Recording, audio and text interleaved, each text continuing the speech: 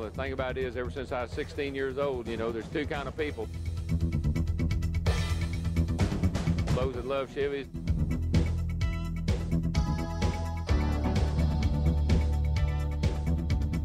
And those that hate Fords.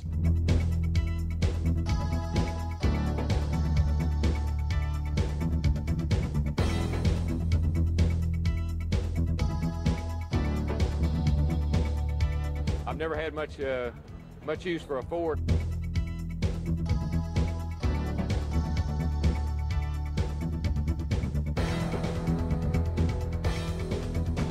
But I'd rather have a picture of a Chevrolet and own a Ford.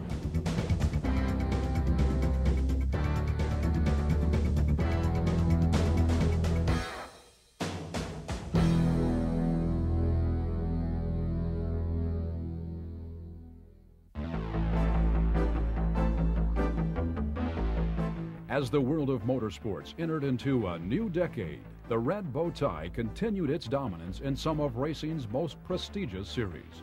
From the NASCAR Winston Cup to the CART PPG IndyCar World Series, Chevrolet is making its presence felt on racetracks all across America. Tom Kendall and teammate Chris Neifel turned heads in the competitive SCCA Trans Am Series this season as their V6-powered ICI Olivetti Berettas left their mark on the series competition. The newly designed Chevrolet Berettas made their debut in the second race of the season at Sears Point Raceway, where Kendall and Neifel finished second and third, respectively. As the season progressed, Kendall and Neifel began dominating the competition. In fact, their frequent visits to Winner's Circle prompted the SCCA to begin adding weight to the V6-powered Berettas in an attempt to equalize their performance with other cars. By the 11th race of the season in Denver, the Berettas carried the same 2,500-pound weight as the 311 cubic inch V8 entries. Kendall answered the challenge with a victory despite the weight addition. It was Kendall's fifth win in 6 starts and demonstrated the strength of the Chevrolet team. We've got a very, very good package. Our strong suit is that we don't have any weak suits, I would say. The car is very, very good chassis-wise. The crew is exceptional. We've finished more miles than any other car in the series. So not only have we been fast, we've also been the most reliable. Kendall would go on to win the Drivers' Championship, with teammate Chris Neifel finishing second in drivers' points with a season-ending victory in St. Petersburg. Chevrolet, meanwhile, made racing history as the first automaker to win the Trans Am Drivers' and Manufacturers' Championship with a V6 engine. It was Chevrolet's 10th Manufacturers' and 9th Drivers' Championship in Trans Am competition, both records in North America's longest continuously running road racing series.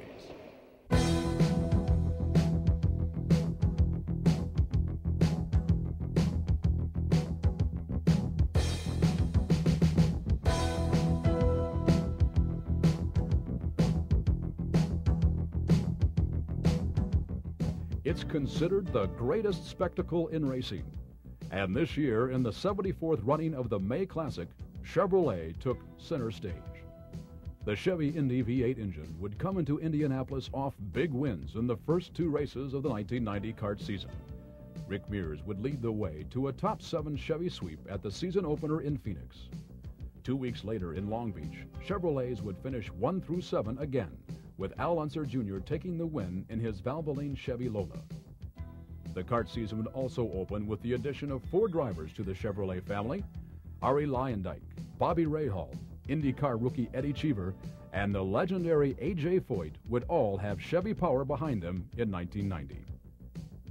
Because of its dominance in the PPG IndyCar World Series in recent years, the Chevy Indy V8 engine came into this year's Indianapolis 500 as the favorite to win the pole. As a result, there was little surprise when defending Indy 500 champion Emerson Fittipaldi drove to a 4-lap average of over 225.3 miles per hour.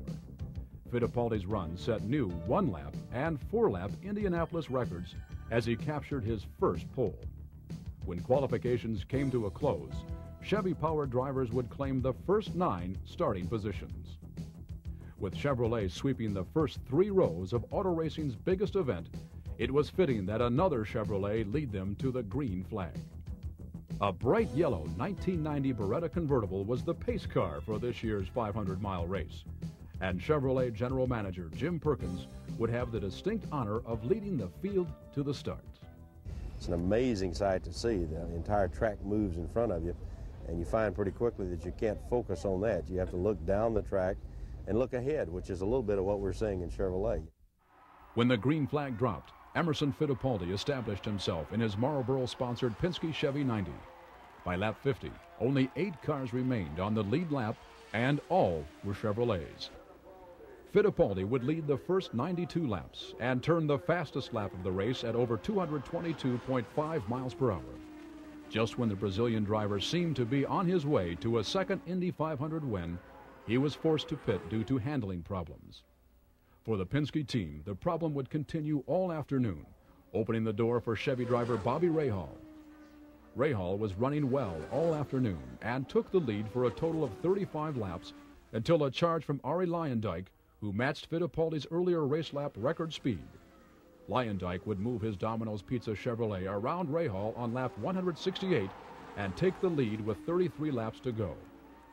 Once in front, Luyendyk began to assert himself over the field and led the remaining 33 laps to the finish. Rahal would finish second and Emerson Fittipaldi third in a top 6 Chevrolet sweep. It was Chevrolet's third straight Indy 500 win. Luyendyk's average speed of over 185.9 broke the previous Indy record by 15 miles per hour.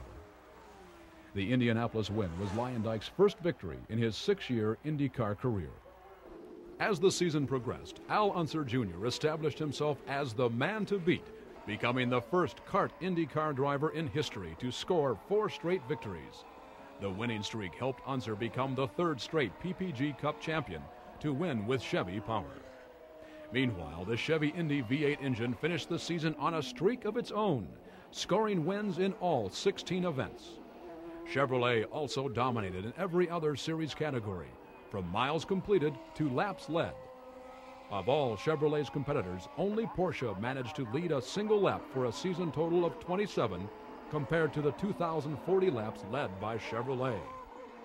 With Chevy drivers finishing 1 through 9 in the final season point standings, the Chevy engine looks to be stronger than ever in America's premier IndyCar series.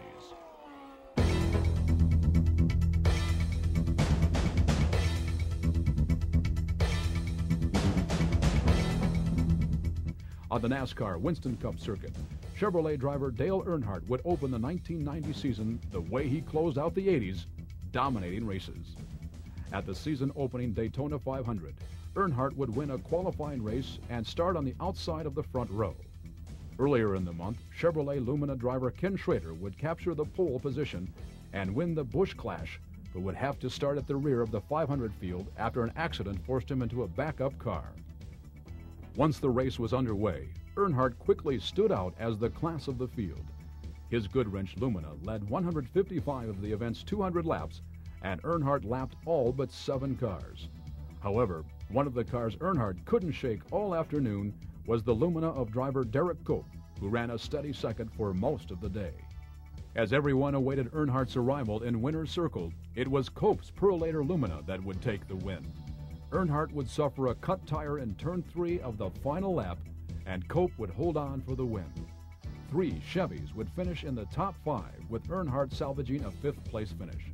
For Cope, it was his first race behind the wheel of a Lumina, and his first NASCAR victory in 73 starts. The win ranked as one of the biggest upsets in NASCAR history. We worked very hard. We tested hard. We worked hard over the winter, and we came down here and busted our tail and put ourselves up front. And it was our day in the sun today, not Dale's. Earnhardt's day would come 3 races later, winning in Atlanta and again the following week in Darlington.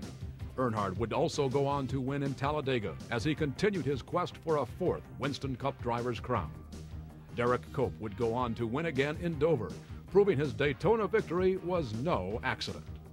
Ricky Rudd, driving his Levi Garrett-sponsored Lumina, would post a win at Watkins Glen, while Ernie Irvan won the first race of his Winston Cup career at Bristol shortly after switching his Kodak-sponsored Oldsmobile for a Chevrolet. Meanwhile, Dale Earnhardt was locked in what would become one of the most exciting points battles in Winston Cup history. After a 3-race streak of bad luck, Earnhardt's team fell to 2nd place, 136 points behind rival Ford driver Mark Martin. 2 races later, at Michigan, Earnhardt responded with his 4th win of the season. Although the Goodwrench team looked strong, Earnhardt realized they had their work cut out for them. Well, you know, we thought we were set right after the Winston, but the bad luck struck us. So we're just going to keep working and try to keep positive, keep our heads up. And if we hit a snag, we'll just have to hit it and just, you know, rebound and do the best we can. And that's what we've done for the last couple of weeks, and just come back and come back and come back. Earnhardt did come back, working away at Martin's lead by winning at Daytona, Talladega, Darlington, and Richmond. Earnhardt would recapture the points lead with one race remaining by winning in Phoenix. It was Earnhardt's circuit-leading 9th victory. In the final race of the season, Earnhardt would finish third, beating Martin by 26 points in the final driver's standings. It was Earnhardt's 4th Winston Cup championship, second only to racing legend Richard Petty. Nobody won over 4 but Richard Petty, and he's won 7. He's king, so we're next in line on the championship list, so maybe that'll put us in a little bit of a different class, but still, we're Winston Cup champion. That's what we're proud of, and you know, 3 or 4, hopefully 5, you know, we'll take them.